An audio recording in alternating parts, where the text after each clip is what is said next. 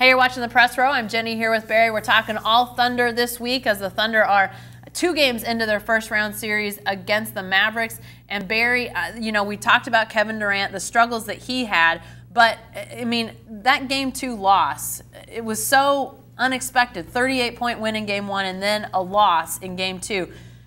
Is there any sign of bigger trouble with this team? I mean, is there any cause for concern beyond that was an aberration, they're going to get back on the winning track? Well, I mean, yes, but it's nothing new. This has been an inconsistent team. I mean, we've seen it all year. This is a very good team. It's not a great team. They've had a very good season. They haven't had a great season. This is not a team that's played up to the standard of the Warriors or the Spurs, and that's the teams they have to beat to get to the NBA Finals. So, when you beat a Dallas by 38, you think, hey, maybe they're rounding into form. Right. But then you see them play the way they did last night, and you think, well, we've seen this before, up, down, up, down. Yeah. So, I don't know what the secret sauce is. I don't know what the magic potion is, but the Thunder hasn't found it. Yeah. So what we saw last night, it was different. I mean, we haven't seen Durant go 7 of 33. We haven't seen, certain elements of the game where, Thunder's doesn't even have a quarter in which they score 25 points. I don't know that that's happened all year. Yeah. But we have seen inconsistent play. Late game meltdown. Yeah. Stagnant offense. Right. Mistakes on defense that cost you in critical situations.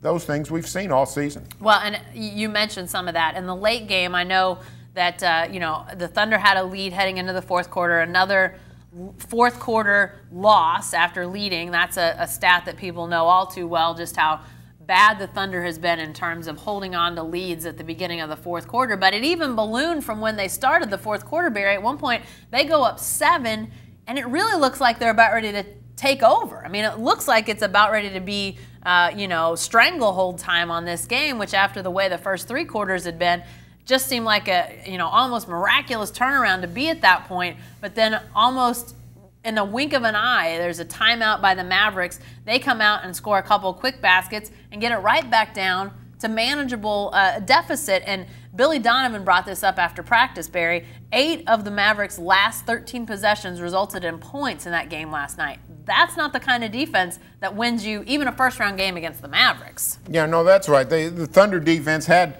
a couple of bad stretches early and then in the fourth quarter. Now, the stretch that Billy's talking about actually all occurred in 5 straight possessions. That the Mavs scored on 5 straight possessions, all of them on first chance opportunities. The last 2 or 3 minutes, the Thunder defense stiffened back up and made some plays. And frankly, Dallas, a couple of their shots were tough. A couple of them got easy baskets off bad turnovers, which is not a defensive issue.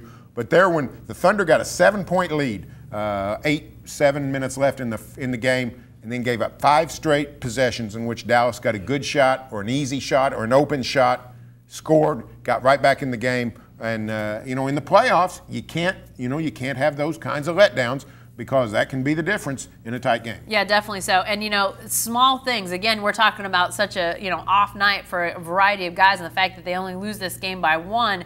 And yet it's little things that when you think about any possession that maybe goes a different way. Durant had a possession late in the game where he missed a couple shots, and there was a long rebound on his second miss that is right around him, and he seemed to kind of make a half-hearted effort at it, and it was picked up by Wesley Matthews. He sprints to the other end, gets an easy transition basket. It's that type of thing. You got to get those 50-50 balls. If there's a rebound to grab, you got to grab it.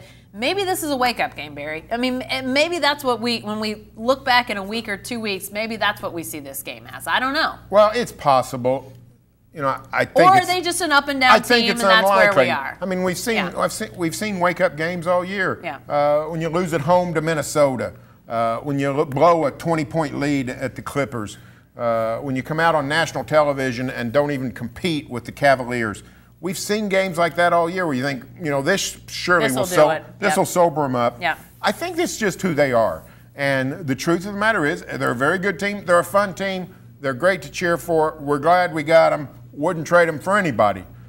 But they're not going to beat the Spurs and the Warriors playing like this. And there's no evidence that they're going to stop playing like this. I'm not sure some Thunder fans would say it's fun. I think maddening might be the word that some people have right now as this trend continues.